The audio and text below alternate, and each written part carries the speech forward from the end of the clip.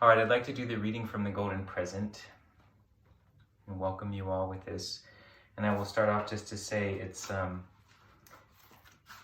when I first read it this morning, I was like, no, this is not the right one for the Golden Present today. Like, this does not fit for how I'm seeing the day. But then I kept reading and I thought on it, so hang in there as we read this one. All right, May 22nd. What am I doing it for?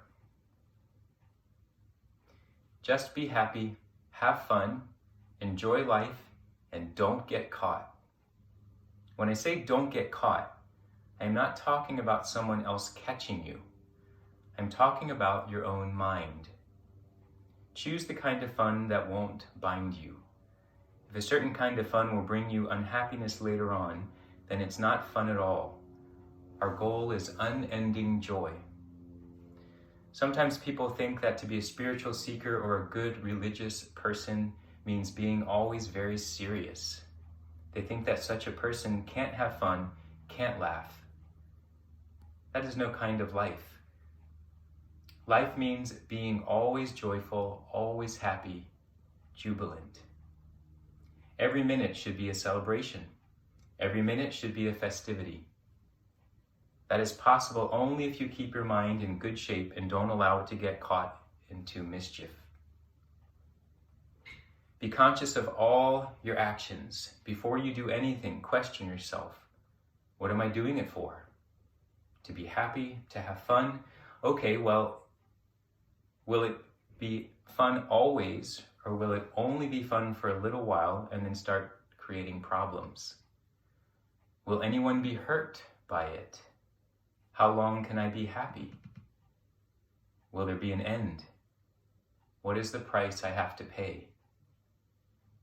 After all this analysis, if your answer is yes, I will always be happy, it will never bind or bother me, then go ahead. Remember, our intention is to enjoy life, to be happy always, nothing less than that. When I first read that, just be happy, have fun. Don't do things that bind you. It's like on some level, we look at what's going on in the world and it just sounds like this is a little bit of a throwaway offering because it sounds a little ignorant on some levels, right? How can we be happy? How can we just be joyful always when there's so much out of balance? There's so much pain. There's so much that's weighing heavy in our hearts. Why would we want to, why does this feel useful at all? And then it goes into a little bit further, some key things that he says in here, like be conscious of all of your actions. So it's not about this mindlessness. And I think that's what tends to happen in our culture is there's a lot of mindlessness that we get distracted by the pretty shiny things and we forget really what's at the depth of our experience, which is the pure joy of being loving beings with one another. And for some reason, because we want so desperately, we get attached to the me mind. We get attached to stories that are tangled up with hate. That we lose sight of what is that pure joy, which is that we are all meant to love one another. We're all meant to have an expression of peace. But we obviously can't, we're farther away from that than I think any of us want to be. And so he asks us, before you do anything, question yourself, what am I doing it for? Will it be fun always or only for a little while and then start creating problems? Will anyone be hurt by it? How long can I be happy? Will there be an end? What is the price I have to pay? And he says, after all of this analysis, if your answer is yes, I can be happy, it will never bind you. And I think, honestly, that is some serious analysis to go through. If are my actions going to hurt others? What actions have we taken, not just personally, but as a culture, as a race, that have caused tremendous harm?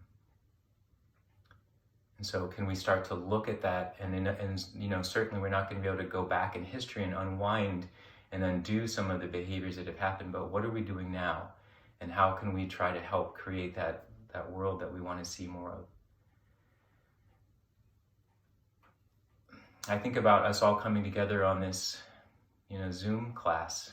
And I know that we're coming together because somewhere we want to feel a light. We want to feel some connection. We want to feel some love. Maybe it's that feeling of joy when we see each other's faces. I know I feel that. And it helps because we need to let there be some movement of that in our ecosystem, because there's already so much of the other, right? We don't want that to only be what's in our ecosystem. We need each other to remind that there is something beautiful, wonderful that we feel when we are here for one another.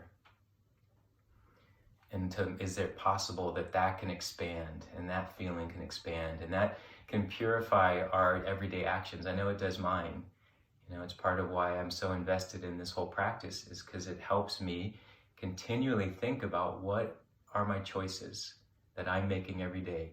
Many of you know that I have a plant-based diet, and it's specifically because of that. I understand in my perspective, and it's just mine, that I'm able to make a difference by every meal that I have, because I see that there's some harm that happens.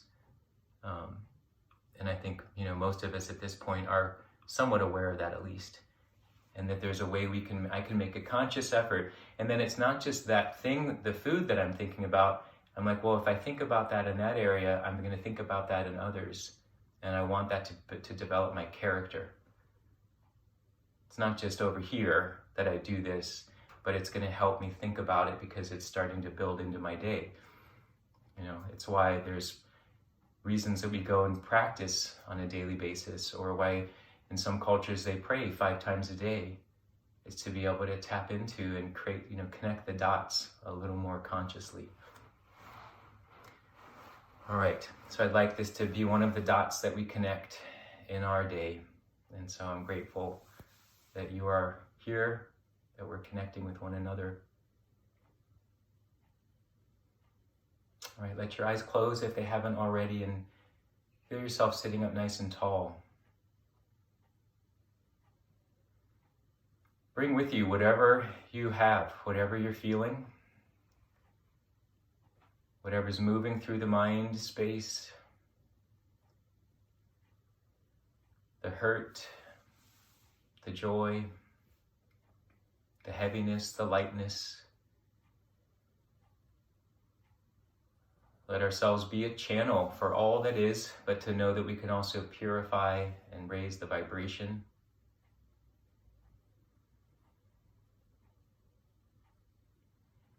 Allow the face muscles to relax as though you're letting go of all expression.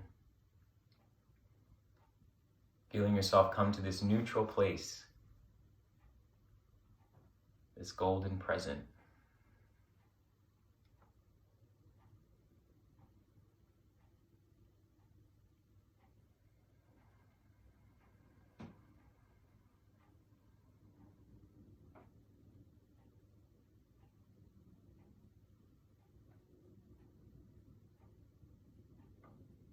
From this place, let's connect with this primordial sound, this powerful vibration of Om. Inhale. Om.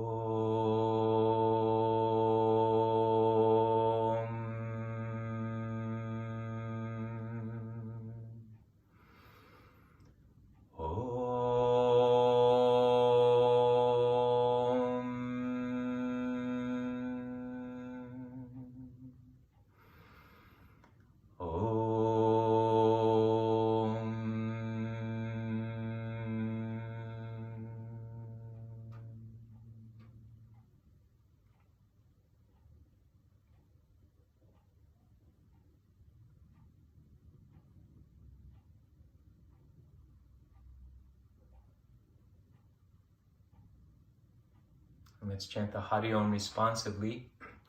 Let this be a chant, the Hari Om, that helps to raise the vibration within yourself. You can even imagine it. Let it flow from the mind, that you can imagine this help raise the vibration across the planet. Center this in places where the mind, heart want to channel some of this. I send this out to my Palestinian brothers and sisters. I send this out to my family, brothers and sisters in India. And I send this out all over the world. We can start to wake up and feel this vibration that truly helps us understand why we're here. Releases us from anything else that does not serve us. Hari Om, Hari Om, Hari Hari Hari Om, Hari Om, Hari Om, Hari Hari Hari Om, Hari Om, Hari Om, Hari Hari Om, Hari Om, Hari Om, Hari Hari Om, Hari Om, Hari Om, Hari Hari Hari Om, Hari Om, Hari Om, Hari Hari Hari Om, Hari Om, Hari Om, Hari Hari Hari Om, Hari Om, Hari Om, Hari Hari Hari Om, Hari Om, Hari Om, Hari Hari Hari Om, Hari Om, Hari Om, Hari Hari Hari Om, Hari Om, Hari Om, Hari Hari Hari Om, Hari Om, Hari Om, Hari Hari Hari Om, Hari Hari Hari Hari Hari Hari Hari Om, Hari Hari Hari Hari Hari Hari Hari Om, Hari Om, Hari Om, Hari Hari Om, Hari Om, Hari Om, Hari Hari Om, Hari Om, Hari Om, Hari Hari Om, Hari Om, Hari Om, Hari Hari Om, Hari Hari Om, Hari Hari Om.